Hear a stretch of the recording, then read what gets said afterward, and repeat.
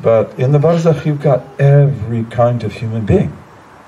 And you have those who are in punishment, in severe punishment. And you have those who are believers, but are in punishment. Okay, and maybe they won't be punished after that, and maybe they will. And you've got believers who are in the garden because they've been forgiven. And maybe they had hard times, like some of you have. And so that means that did atonement, kafara, for all of your wrongs. And so they're in grace. They're in a beautiful state. And then you've got the awliya of Allah. And the awliya of Allah, they have different degrees, but some of them are what we call arwahun mutlaqa. Arwahun mutlaqa, which means released spirits. And this would be like Imam al-Hussein. This would be like Sayyidina Nafisa. This would be like Sayyidina Zainab. This would be like Ibn Ata'Allah. This would be like so many that you have in this blessed country. You've got lots of awliya here. Egypt is a land of awliya. And you've got lots of them in Malaysia and in Indonesia, and you've got them throughout the whole Muslim world. And you've got them in South Africa, in Cape Town in particular. The awliya. And those awliya, they're called arwah mutlaqa, released spirits. And if you want to read about that, you could read Ibn Qayyim al-Jawziyah, who is the main student of Ibn Taymiyyah. And he tells you this too. And they can effect things in this world. They're not tied down. You see, so they can actually help you. And that's why if you go to Imam al-Hussein, he can actually help you. And that's not shirk. That's not shirk. No, it's not. And what was the battle cry of the Muslims? In the battle of Musaylima al-Kadhdhab, Khalid ibn al-Walid was the leader. And he attacked the Najdis, and he couldn't break their ranks. Because Najdis are good fighters. Whoa, they're tough people. And so he retreats. And he just rethinks it, and he changed his battle cry. What was his battle cry? Wa Muhammadah! Wa Muhammadah! Which is Ya Muhammad, which was the standard Muslim battle cry for over 1,000 years, by the way. We also said Allahu Akbar, but the standard was Ya Jabbar, Ya Qahhar, Ya Ghaffar, Ya Muhammad. Attack. That's the way the Ottomans did it. That's why they're hard to beat. You can't beat the Ottomans. They are really tough. You see, because you got then the spirit of the Prophet Muhammad with you, and that's not shirk. That is standard Sunni Islam. Standard Islam. Okay, and so this is one of the secrets of the barzakh. But those great awliya of the barzakh, they can do great things for you. But they're not your sheikh. They're not your sheikh. And, you have to have a living sheikh. The living sheikh is very different. And in fact, he can't do for you what they can do for you. Because he's muqayyad. He's tied down by what? Sharia. They're not mukallafun. They're not mukallafun. And that's probably really confusing, isn't it? But I know a case, for example, a true story. I had a sheikh for 19 years who was an Eritrean from near Ethiopia. Beautiful man. He was great. And in any case, in our group, we had wonderful brothers and sisters. And we had, two brothers. One is named Muhammad, the other is Abu Bakr. And they're from Ahlul Bayt.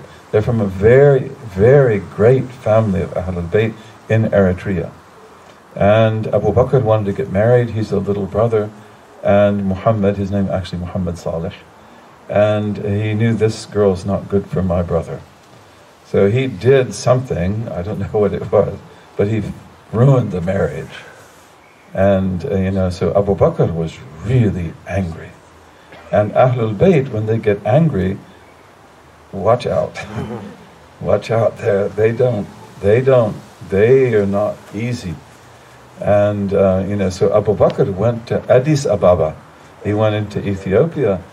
And his mother, whom I also had the honor to meet, she's a beautiful, sweet little woman, but she went to the grave of Muhammad ibn Ali, who is the great saint of Eritrea.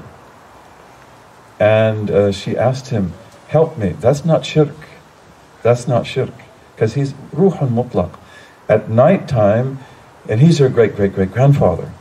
And at night time, he came to her riding on a horse like a faris, at night. And he said, my daughter, why did you call me? What do you want? And she said, Abu Bakr, he'll never come home. He'll never speak to Muhammad again. And he said, and then he rode off in the dream. And the next day, Abu Bakr called, long distance from Addis Ababa, and he said to his mother, I was wrong. I'm on the train. I'm coming home. Of course, she was very happy, because she thought she'd never see him again. And then she went to our sheikh at that time, his sheikh was Ja'far al-Nati, and he's also Ahlul Bayt. And he was a great sheikh. I never met him because I took from the sheikh who took from him. But she came to Sheikh Ja'far and she told him, this is what happened. He said, why didn't you come to me? And he said, you can't do anything. You're muqayyad. You're caught by the Sharia. But Sheikh Muhammad Ali, he can do it. So I hope that doesn't confuse you to death. And, but this is one of the things, is that this knowledge of the awliya and understanding of the awliya, this is who the Sunnis are. This is not shirk and this is not bid'ah. The people who say that this is shirk and bid'ah, they are the bid'ah. And I had the honor to be around Habib Ahmed Mashur al-Haddad, for many years until he passed. God have mercy on him. Beautiful, beautiful man. Beautiful, beautiful man from Ahlul Bayt. Maybe 100,000 people embraced Islam at his hands in his lifetime. Maybe even more. So beautiful, so wonderful. But he used to say, قَوْلُهُمْ bid'ah, bid'ah. They're saying bid'ah, that's the bid'ah. We don't go, هذا bid'ah, هذا bid'ah, هذا bid'ah, هذا bid'ah. This is bid'ah too. And astaghfirullah al-azim. The Mus'haf al-Sharif is bid'ah. It's bid'ah wajibah. There are different types of bid'ah. There's innovations that are obligatory, and there are ones that are recommended, and ones that are permissible, and ones that are disliked, and ones that are forbidden. And this is not forbidden, and it's not disliked. But did the Prophet sallallahu alaihi wasallam compile the Quran? Did he do that? No. That was Abu Bakr and Umar, right? Abu Bakr. And Abu Bakr said, how can I do what the Prophet didn't do? This was a bid'ah, but bid'ah wajibah, absolutely obligatory. And God saved that for him so that he could have a place in paradise that you can't believe. And that was one of his deeds. What about the compilation of the Arabic language? What about the writing down of Arabic grammar? Did the Prophet do that? Sallallahu Alaihi Wasallam. That's bid'ah too. Bid'ah wajibah. So these people are people that don't know what they're talking about. And they hurt us very much. Because if you cut the people off from the awliya, they become very vulnerable and very weak. They do. And, that's, I hope, enough said about that. But let's take another question.